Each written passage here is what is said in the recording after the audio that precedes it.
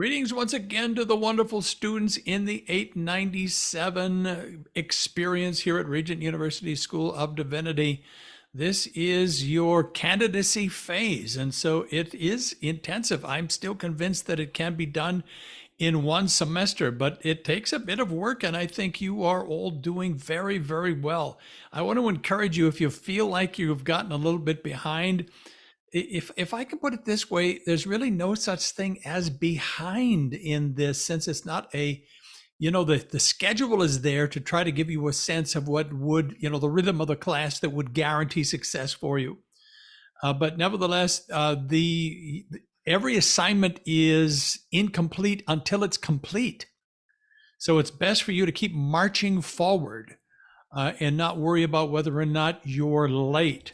And so I wanted to be able to come on this evening and welcome you to Module 5. So we are now looking at the finish line up ahead, Week 11, Module 5. And I wanted to catch up with you and let you know not only where we are, but how we're going to successfully make it to the finish line as of the end of the day on April the 29th. Module 5 really has two themes. The first one, the first week, is on methodology. And the second week is all about the first draft proposal. So let's start with this coming week on methodology. Module 5 resources, I think, are very, very important. Chapters 6 and 7 of Turabian. Of course, you remember the Turabian has section 1, which is all about academic reading and writing. So there's some good stuff there.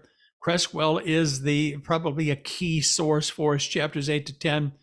In Module 5, Sensing, written specifically to DMIN students doing a project, Chapter 5. And of course, you've already been exposed to the proposal template, both the annotated one and the blank one. The blank one is the one specifically, designed for you to use.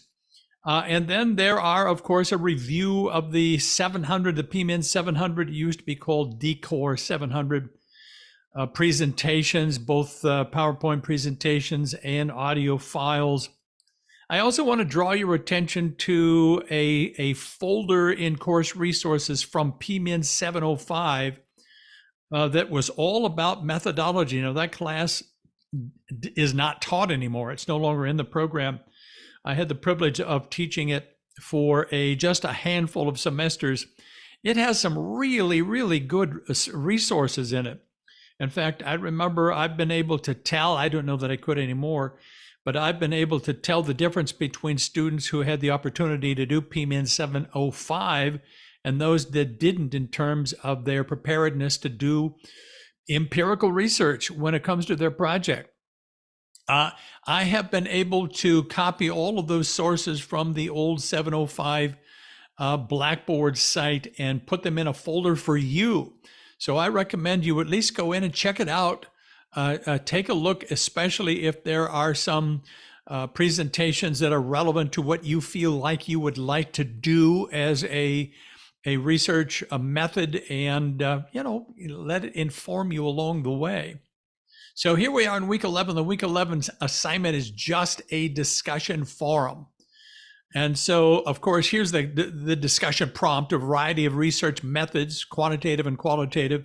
And of course, we would need to include mixed methods from Creswell's work, are available in a doctoral project. What research methods have you decided you will use in your project, and why do you think those methods will be effective in the conduct of your project? You remember, the question is, you need to be able to collect as much usable data as you can, so that you can then analyze it and come up with some meaningful findings. So we're talking about chapters 4 and 5, ultimately, of your dissertation. So once again, this is not written in stone. That's going to happen through the HSR application process. But I think now is a good time for you to begin to ask some of those questions. We bumped into it in the week 9 discussion. Of course, it's difficult to completely disconnect the ideas of project design and methodology.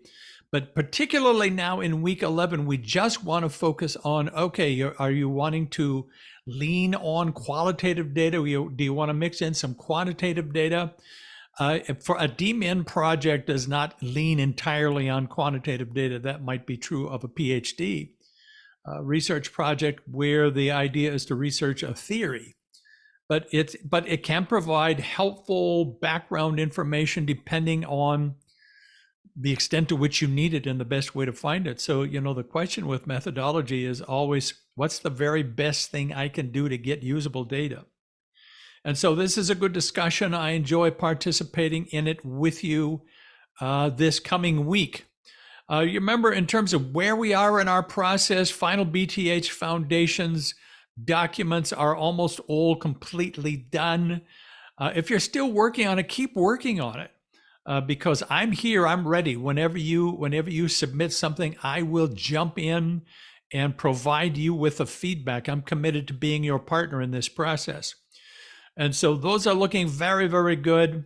For a lot of students, as you know, that section is the most challenging section because it does involve three related but disconnected, really academic disciplines when it comes to seminary work in biblical studies, Christian theology, and church history. But I'm very, very pleased with what you have done. In some cases, I may share sections that you have been composing with other students who still, have questions about it. Because I think we're working together, we're learning together in this process. So I'm very pleased with the work I've seen. Of course, we had the discussion forum on project design, which is all about the kinds of instruments you would like to design for collecting data. And then, of course, the mid-course student profile, there's several of them ready for me to grade. And I'm looking forward to that because this is your personal reflection, really, on the value of the Doctor of Ministry program as a whole. And so I think you will find it useful, and I certainly will enjoy reading it. I know it's important to Dr. Flynn, who is, of course, the director of our program. So we have our final Zoom meeting on tomorrow night, really, March the 20th, 8:00 p.m. Eastern Time. And it's just going to be kind of a wrap up. We will look at some updates. I want to interact with you on how you are doing. And then it will all be about introducing the details of the HSR process. Of course, I provided a folder that have links, etc., but I want to make sure we're clear on that. And the whole process of transitioning to 899. I know students often have a question, okay, when I come to the end of 897, what should I do? Do I need to contact advising? Do I need to enroll in 899? Only to find out you really can't enroll in 899. That's something the dean's office has to do for you based on the conviction that you have completed the candidacy phase. A lot of details like that. And so I want to talk about transitioning to 899 and just be able to have an opportunity to discuss with you some of those details. I'm absolutely committed to your success in this process, and I'm looking forward to partnering with you in it. In terms of looking ahead, we have 2 weeks in Module 5. Week 11 is the discussion. Week 12 is all about the first proposal draft. So once again, review when you get an opportunity those short, the introductory sections of the proposal and the short concluding sections of the proposal. We've looked at that a couple of times together. And then we have a series of 3 one-week modules. So Module 6 is in week 13. That's basically a week where you're going to dedicate yourself, and I will dedicate myself, frankly, in the process to revising, doing helpful revisions to your proposal draft. Module 7, week 14, has a final discussion forum on the HSR process. We'll continue to work together on your proposal draft. And then, of course, week 15, whether Module 8 is the end. So that's when we're all working at having a final proposal. When we come to the end of the day on the 29th day of April, all of the final proposal drafts that I have, I will send in a package to Dr. Flynn, who will then process them fairly quickly. Really, it doesn't take him as long as you might think. It's just a lot of work. And based upon his reading, he will assign you a chair and communicate with you personally, etc. So again, we'll go over those details together. I anticipate success for you. I'm committed to your success. in this process. Research methodology is very, very important. I think sometimes as doctoral students in seminary, we're a little bit nervous by the idea of empirical research. That is to say, we're collecting data that can be analyzed, whether it be qualitative or quantitative data. And so there are specific steps involved, there are procedures, protocols involved that are not, they're easily done by us. And so we're anticipating some of those details. And once again, you will unpack them when it comes to your HSR application process. But I welcome the idea to discuss them and kind of review. And, occasionally I'll jump into a discussion and say, give some thought about, the following when it comes to issues of methodology, et cetera, before you dive into the HSR application, because it'll be you and Dr. Flynn at that point. Even your chair will not participate in that process. And so this is our opportunity to review. So I'm looking forward to it. It's going to be another great week. I'm looking forward again to seeing you, those of you who can show up on Monday night for a bit of a visit in our Zoom meeting. I'll send you, of course, invitations, and looking forward to that final a chance to be together. In the meantime, of course, as always, let me know if you have any questions. It is my joy to serve you. So God bless you, everybody. Just have a great week.